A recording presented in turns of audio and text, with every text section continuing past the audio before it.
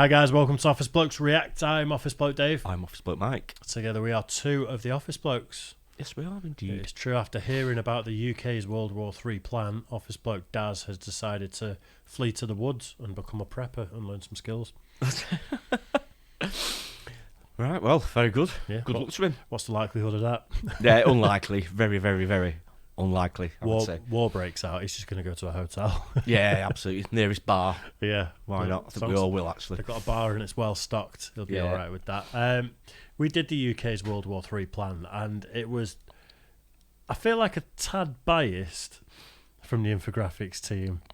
I think our forces got slated quite a lot on it. But there was a little bit of emotion in there as well. I feel like, there was a few words used to describe, like pathetic was used and things like that. And I'm like, all right, back off.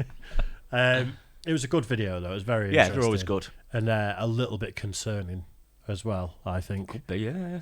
But you ramp up and down forces as you need them, I guess. But I think that's what happens, isn't it? Over the last 10, 20 years, that's exactly what's happened, I think. So yeah, even though I still see adverts for joining the army all the time. Yeah, even though they're trying to shrink it. I know. Go figure. Well, France's World War III plan.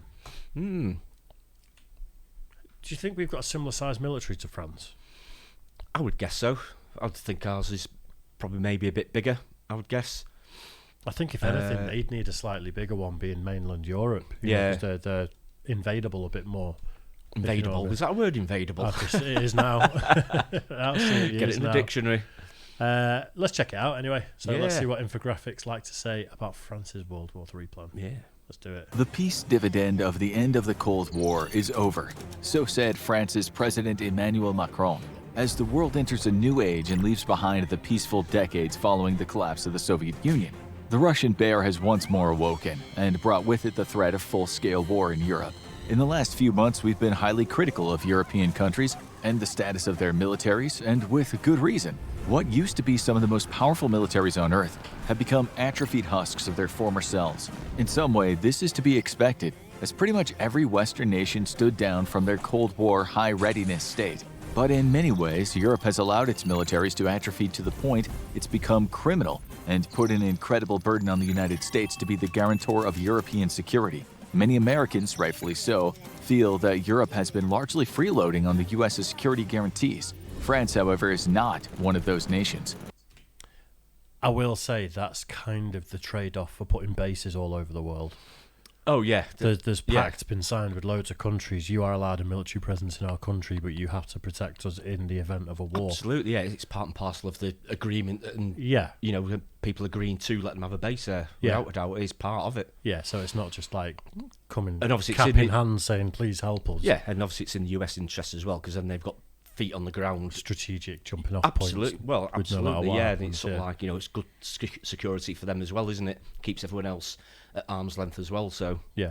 But they do spend so much on the military that you can see why the tax-paying general public would be a bit like, we're paying how much for them? Yeah, exactly. Oh, yeah, absolutely. You can see why some people are feel a bit aggrieved by it. Yeah. Yeah. While its military is still not in great shape for a major conflict today, the Ukraine war has shown us that most nations' militaries aren't fully prepared for high-intensity combat either, including the U.S. Even so, the French military remains a competent and capable force on the continent. While once Britain's fleets and Germany's ground forces were to be feared, it's now France who's almost certainly the dominant European power in both areas. France and the UK both have around 200,000 active duty personnel, with nearly equal number of reservists, 35,000, versus UK's 37,000.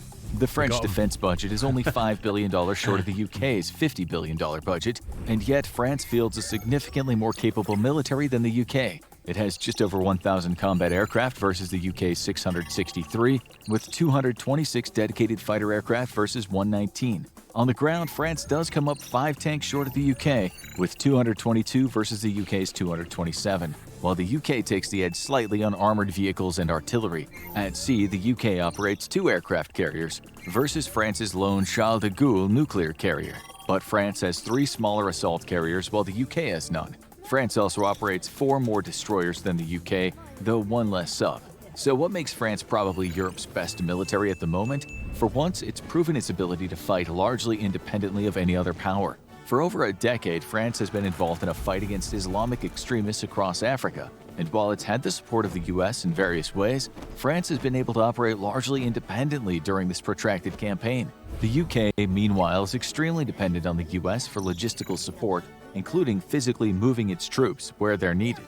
If a European battle royale were to break out right now, smart money's on France or Spain at the moment, not the typical military powerhouses of the UK and Germany. France was one of the first countries to wake up to the realization that the Cold War peace dividend was over and take action. President Macron has pledged over $500 billion in spending through 2030, meaning that by the end of the decade, the French military's budget would be doubled. This is especially good news for its nuclear arm, as France remains EU's sole nuclear power, but is in a bad need of upgrades and... Pardon? Were you going to pause it for that reason as well? Yeah. That France is the only nuclear power in the EU? Yeah. I think not. Well, who else? Well, the UK. We're not in the EU. Nah. So for some Technical point there. For some Fair reason, enough. talking about a trading bloc. I was thinking. they were thinking Europe. Saying in Europe, not EU. Yeah, I'm fairly certain. No, that's fine. That's EU. fine. Yeah. Right. Take it back. Take it back. Back off. I thought Germany would have nukes. I don't think since the Second World War, I don't think they've been given the okay to have them, have they? So maybe we've just not told them they're allowed them yet. Maybe. Yeah. The French military's budget would be doubled. This is especially good news for its nuclear arm, as France remains EU's sole nuclear power, but is in a bad need of upgrades and modernization. This is hardly news, though, as every nuclear power is either in the middle of modernization or planning to start the process soon, having allowed nuclear systems to deteriorate since the end of the Cold War. But France was already modernizing even before the outbreak of the Ukraine war. Starting in 2020, the French military has been undergoing a 40-year modernization plan named Scorpion. France has taken a page out of the US military's playbook and is looking to adopt a similar network-centric style of warfare. In the US, this is known as Joint All-Domain Command and Control and consists of networking together various weapon platforms and soldiers. This allows the US assets to work closely together to the point of allowing one asset to spot a target and a completely different one to engage it.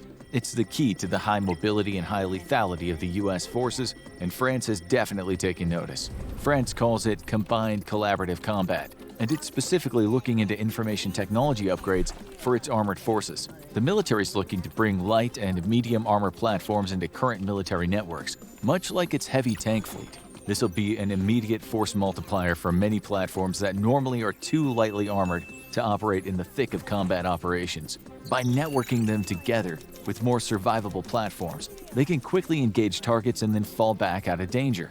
One of the biggest upgrades is the Jaguar Armed Recon and Combat Vehicle. This vehicle is meant to replace 3 different platforms: the AMX-10RC Tank Destroyer, the ERC-90 Sergei Armored Recon Vehicle, and the VAB Hot Mephisto Armored Personnel Carrier. Replacing 3 vehicles with one means incredibly... That's some great names, some of these vehicles, don't they? They do, yeah. Not the Ford Focus or the... What are you trying to say the about Ford Corsa. Focuses? Yeah. No, they have some great names. They're a noble car driven by noble people. But something like that is probably ideal for France because a lot of their danger would be probably from land, wouldn't it? If it's talking about things like Russia and stuff, a lot of it would be like land-based threat, I'm guessing. Yeah. So that's probably where they need to up their game a little bit more, I'm guessing. Absolutely. So, yeah, and also don't forget that France is much bigger than the UK. Yeah, absolutely. So when they've got a similar spend and similar levels of actual servicemen and women and things like that, they are going to need X amount better equipment. Got a large border on Europe, haven't they? Whereas with us being an island there, that's where the advantage for us is. But what's France? Is it 2.5 times the size of the UK?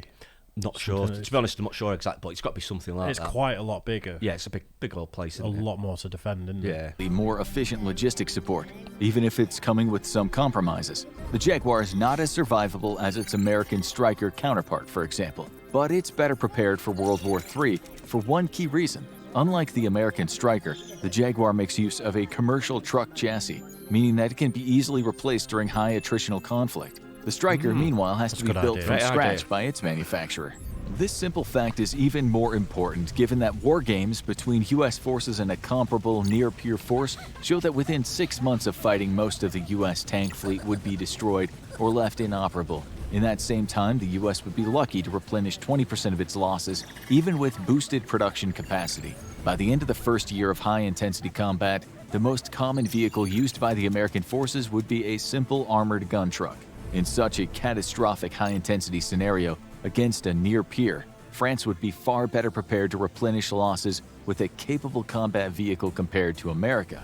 France's Scorpion modernization plan will enter phase Titan in 2030. This will run through to 2045 and have two different focuses. The first will be on modernizing France's heavy tanks, artillery, and combat helicopters. Advances in anti-tank munitions such as new anti-tank guided missiles or Russia's new 900mm kinetic energy penetrator for its T-14 armadas will mean that French tanks require upgrades to armor, mobility, sensors, and their own firepower. While Russia won't be fielding the T-14 anytime soon, especially after sanctions, eventually it will, or a possible adversary will field a similar threat. France simply cannot afford to rest on its heels despite fielding the very capable Leclerc. Upgrades for combat helicopters will focus on increased endurance, speed, and sensors. The Ukrainian war has proven that combat helicopters are extremely vulnerable on the modern battlefield, and better interconnectivity will allow them to operate safely in a higher threat environment. Attack helicopters are only good on the front lines, but if it becomes too deadly for them to operate, then they need to be able to speak with other military assets who could provide targeting solutions for their weapons. As the man-portable air defense threat is likely going to increase in lethality, the ability to provide precision fire support from outside the threat range of enemy air defenses is increasingly more critical. Likewise, French artillery will focus on upgrading their mobility and ability to network with other systems. The Ukrainian army has proven the deadly effectiveness of precision artillery, such as the US's Excalibur round, which allows an artillery piece to have the precision of a guided rocket or missile. While modern air defenses can do a good job of protecting from rockets and missiles, if employed properly, artillery shells are incredibly difficult to intercept, and a battery of artillery working together could easily defeat even the best defenses. But French forces have a critical weakness that needs shoring up if it's to fight a modern conventional war. The French military can pack a mighty punch, but a Rand Corporation study pointed out its biggest weakness. It has low readiness levels and lacks depth. The deployment of French soldiers to act in anti-terrorism roles inside of France, as well as ongoing operations in Africa, have put a tremendous stress on the French military. And like the US, ongoing counter-terrorism operations have eroded its edge in fighting conventional power conflicts. Currently, the French military is better geared for fighting light, mobile conflicts against extremists in Africa, rather than a major industrialized conflict. To increase readiness, the French military needs to focus training on fighting near-peer foes and large unit tactics. Its military must also be geared to be effective in a highly contested environment by an opponent wielding a large amount of anti-access area denial assets. Currently, Western militaries have been spoiled by fighting in extremely permissible environments, such as sub-Saharan Africa or in the Middle East. However, to fight World War III, France must relearn how to fight without all the advantages it has enjoyed for over 2 decades.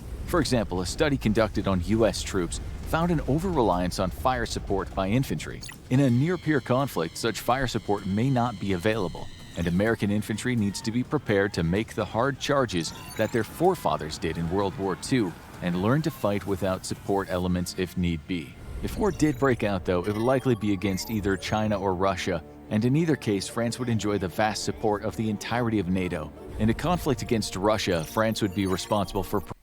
I don't think it'd be China or Russia. I think it'd be China, Russia, Iran. Maybe. It'd be a... None of these countries would go into it thinking we'll just attack France or we'll just attack the UK or whatever. Not at all. You start in World War III as soon as you do it. Yeah. Because you've got the full force of NATO, so you're only going to do it with allies. Yeah, exactly. So Russia, China, Iran, North Korea potentially versus the rest. Yeah, that's what it'd be. Yeah. I think, anyway. I'm no expert in these things. Providing ground forces to the eastern allies such as Poland, where it's certain that NATO's major ground campaign would begin. Its air force, one of the best on the continent, would fly alongside US forces stationed in Germany as the tip of the aerial spear in a fight for the skies over Eastern Europe, before transitioning to ground support roles after sweeping the skies clear of Russian MiGs. At sea, France's navy would be critical for either a Russian or Chinese conflict. In case of a war in Europe, French surface vessels could be used to plug the Greenland-Iceland-UK gap, and thus keep Russian attack subs from striking at US Atlantic convoys ferrying troops and equipment to mainland Europe. However, France could also support the operation to block up the Baltic Sea, a task made much simpler by the possible ascension of Sweden and Finland to NATO. In a Pacific conflict, French submarines would be of critical assistance to U.S. forces. France, like its U.S. ally, operates a nuclear submarine force. This gives them the endurance needed to assist in conflicts on the other side of the world. Given that a war with China would be certain to break out over the invasion of Taiwan, France has strong reasons to see a Chinese invasion fail. A successful takeover of Taiwan by China would leave the Chinese Communist Party in control of most of the world's microchip supply, without which a modern economy cannot function. This would leave the CCP with irresistible leverage over France and the rest of the world. French nuclear weapons would hopefully never be used, but in case of a conflict, they act as the EU's only measure of independent nuclear deterrence. While Europe is covered by the US's nuclear umbrella, meaning that America has committed to responding with nukes against anyone nuking a European city, the 4 years of the Trump presidency put into doubt the security alliance of Europe and the US for the first time since World War II. Having an independent nuclear deterrent is of significant interest for the EU. No matter the conflict that they end up fighting, French forces have proven themselves to be competent and capable. Their only weakness is a lack of depth and a serious vulnerability to becoming combat ineffective due to high attrition.